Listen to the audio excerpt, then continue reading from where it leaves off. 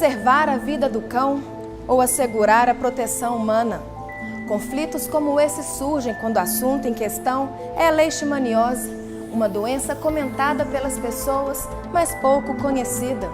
Na Eureka de hoje vamos mostrar as pesquisas que estão sendo desenvolvidas para combater a leishmaniose. Você vai conhecer um pouco mais sobre essa doença que infecta animais e pode inclusive matar o homem.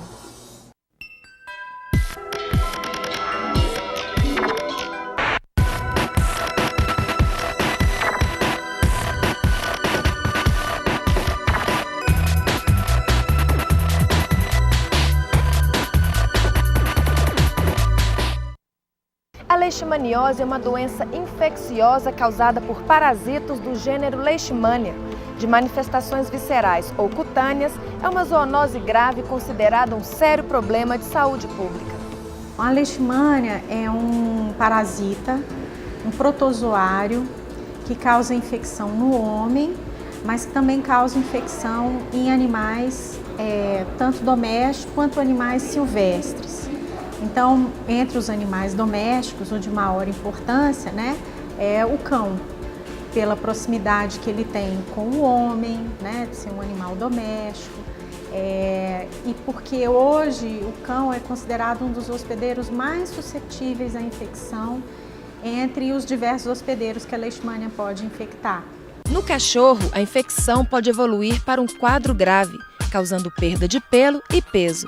E ainda não tem tratamento aprovado pelo Ministério da Saúde. Por isso, muitas vezes, o animal tem que ser sacrificado. A leishmaniose ela é um conjunto de doenças e síndromes. E a gente pode caracterizar e dividir a leishmaniose em dois tipos principais. A leishmaniose visceral e a leishmaniose tegumentar.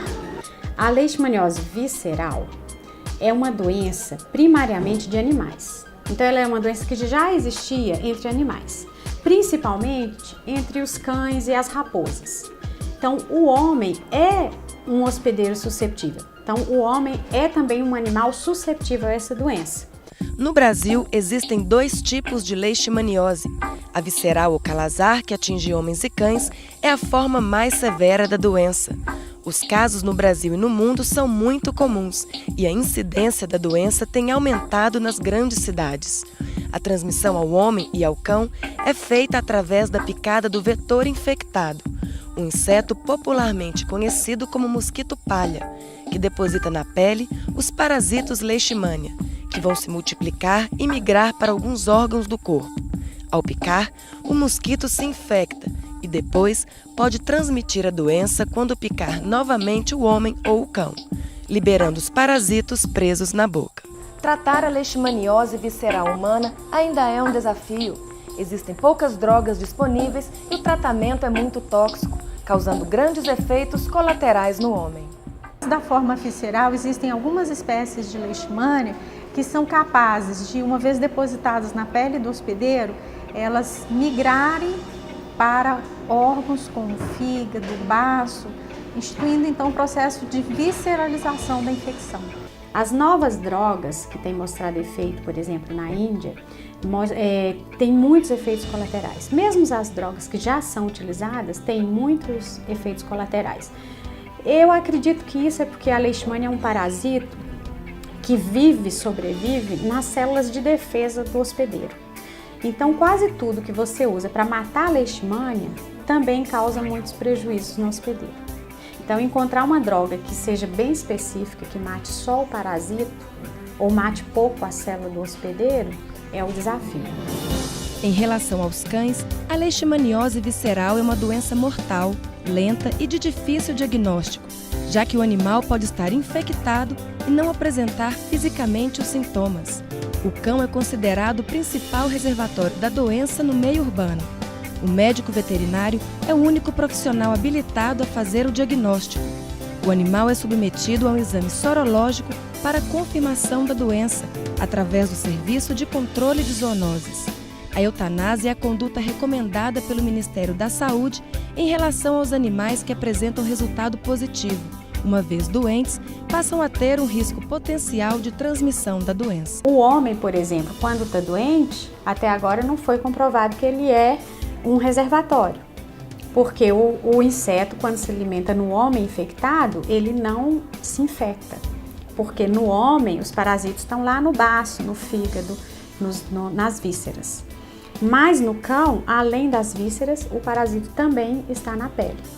Então, o cão serve de reservatório e de hospedeiro. A leishmaniose tegumentar ou cutânea é o tipo mais comum da doença e se caracteriza por feridas na pele, que se localizam com maior frequência nas partes descobertas do corpo. Aparece uma lesão ulcerosa no local onde houve aquela picada, onde foram injetados os parasitas. É transmitida ao homem e ao cão por meio das picadas das fêmeas de flebotomíneos infectadas. O homem, quando com baixo estado imunológico, quer dizer, pessoas que têm alguma doença concomitante que compromete a imunidade, crianças muito jovens, pessoas desnutridas e idosos estão mais suscetíveis a ter a doença. Então, uma pessoa que tem o seu estado imunológico normal pode até ser picada por um vetor infectado, mas pode ser que ela não desenvolva a doença. Em Minas Gerais, no período entre os anos 2000 a 2010, foram confirmados 4.654 casos de leishmaniose visceral humana. Do total, 438 evoluíram para óbito, o que significa quase 10% de mortes. Em 2011, 482 casos foram confirmados, com 44 registros de morte. Em 2012, até o mês de julho, dos 151 casos registrados no estado, 16 evoluíram para óbito. O maior fator de risco para o desenvolvimento de leishmaniose visceral é desnutrição. Esse fator é quase 10 vezes maior do que coabitar com um animal infectado. Então, você viver com um animal infectado, mas você sendo uma pessoa bem nutrida, o seu risco de adquirir a infecção é muito mais baixo do que uma pessoa que é desnutrida, mas que tem um animal infectado na vizinhança. Os primeiros casos de leishmaniose surgiram no Brasil na época da colonização. Desde então, compreender a evolução da doença, os principais sintomas e o ciclo de transmissão são essenciais para o desenvolvimento de pesquisas de formas de combate e tratamento. Nós podemos traçar uma linha do tempo com alguns eventos que seriam muito importantes, né? Então, um dos eventos mais importantes, eu diria, foi que esse parasita chegou aqui, né, junto com os nossos colonizadores europeus, né? Que hoje nós sabemos que o parasita que causa infecção aqui no Brasil, que causa essa forma da doença aqui no Brasil, ele é muito parecido com o parasita que causa a doença na Europa. O outro evento muito importante foi as pesquisas conduzidas, né, no século passado pela doutora Maria Dini, né, que estabeleceu o ciclo de como que o parasita circulava na natureza, estabeleceu seus reservatórios, descreveu esse parasita aqui no Brasil e como que ele se comportava aqui. A partir de então, nós temos um período muito importante de caracterizar a infecção, de caracterizar o parasita.